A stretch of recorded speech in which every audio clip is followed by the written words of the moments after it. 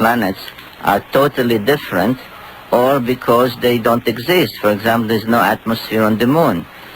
There's a thin atmosphere on Mars. I believe there was an even better or greater atmosphere on Mars and probably dissipated in time, but some still left. So there are all kinds of theories that, for example, even on planets that we think have no oxygen or not sufficient oxygen, there's really enough oxygen in the form of CO2. So we're really going into very sophisticated scientific theories.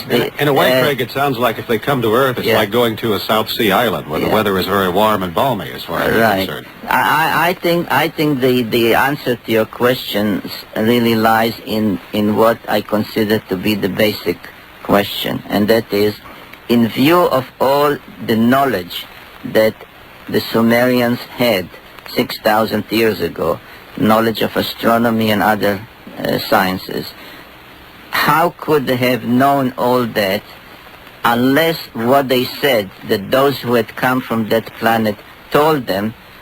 Unless that is the answer, then there's no explanation. Well, I'm sure. So you're always back to the basic question. I don't know enough about it to provide the explanation for that, but what I'm saying is I find the theory that you've proposed more than difficult to swallow. We still haven't even, I don't know if you do this in your books, but do you attempt any explanation for how an advanced life form adapts to such a planet could transfer? Do you mean to tell me you are the only one in this country who hasn't read my books? Sorry to say, I must be.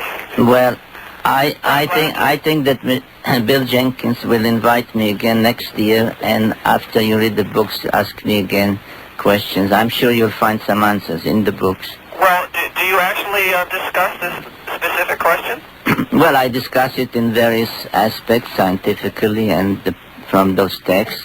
I don't know if I answer every question the way you phrase it, but I do answer I think the main thing to remember, Craig, is that he is just now giving you the information that the Sumerians had written down, and sort of putting in a language that we can understand, and information that is already there, and information that has proven to be very, very accurate in the past as far as the descriptions of things that are going on. So it's not that he's conjured up a theory or a hypothesis, but rather he is repeating what has been told to us by ancient historians.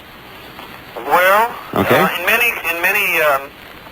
many points, I'm sure that's the case. But in the final,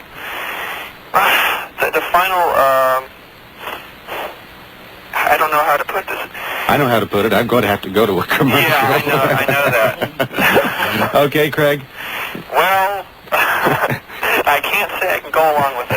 Okay, well, I do. Okay, but I appreciate the chance to talk to you. All right. Thank you for taking all the trouble to listen way up there. I know it's difficult. Okay. Sitchin, and we are now going to talk to William. William? Hi, it's good to be on with you, Zecharia. I wanted to ask you, what year did you say they had come down to try to obtain the gold from the seas there in the Mediterranean area? About 450,000 years ago, give or take. Give or take a few months, yeah. Okay. Also, I wanted to ask you, in your new book, which, do you happen to know what the title is going to be of the sequel?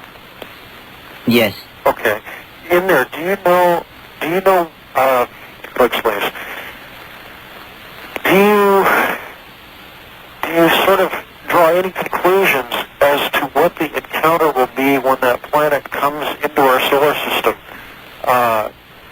Is there sentient life there now? Is that discussed at all? Well, we have both Mesopotamian and even biblical texts dealing with what happens on Earth when